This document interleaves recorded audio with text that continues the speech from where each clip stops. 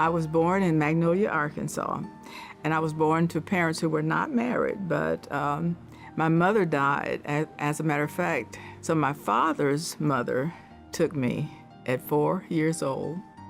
She always told me to treat everybody the way that I wanted to be treated. She told me to do whatever task that I undertook to do my best at it. She told me to keep love in my heart and not to hang on to anything bad. She told me to have a good insurance policy. That was very, very important to her. I graduated high school in Magnolia, and she sent me to Arkansas A&M College here in Pine Bluff. She put me on a train, and there was a truck there waiting for me to take me out to the campus. And she put me through school on $20 a week. She had focused all her life on making me become what she said to be a person who could take care of herself, and an education was the answer to that, she thought. And she was very, very proud to attend my graduation from Arkansas A&M College in 1957. I went to Oklahoma State. I was in a PhD program. But at the time that I went to Oklahoma State, there were no blacks in the program. I went through the program making all A's. And then I went to take my test, my 3-day test, and I flunked it. I cried, I called my husband and I cried, and after I hung the phone up, one of my professors called me, said, "Don't you dare leave here." But he said, "You stay here and take it over, and I guarantee you'll get through there." So I stayed. I stayed, and I took it over, and I passed it with flying colors. I started at Arkansas A&M College, now the University of Arkansas at Pine Bluff, in January of 1968.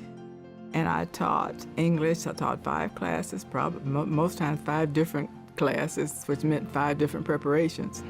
Dr. Lawrence Davis asked me if I would develop an honors program. And I said, of course. We worked with those students and they started growing. And then he asked me if I wanted to serve as director of the honors program. And I said, well, yes and no. I want the honors program to grow, so I'll serve as dean of an honors college. Well, we didn't have an honors college, but I told him that I would certainly develop one. When we developed the honors college, one of our aims was to make sure that we provided an opportunity for those students who were willing to accept the challenge to have a place, an environment where they came together and they could encourage each other to work to their potential. I think that was one of the better jobs that I had at UAPB, dean of that honors college.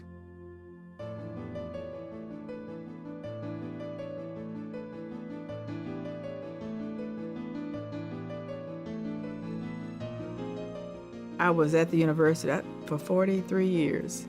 So I was there long enough to see different generations go through. That's more rewarding than anything, to know that somebody has a good life. I've got students now who have PhDs. I have students who are doctors, who are lawyers. I mean, I could make a list for you. I'm just so proud of them, I don't know what to say. I gain joy from making other people feel good. Whatever I can do to make that person feel better about himself or herself, that's what I want to do. And that's what I'd like them to remember about me, that she was caring and she wanted to help as much as she possibly could.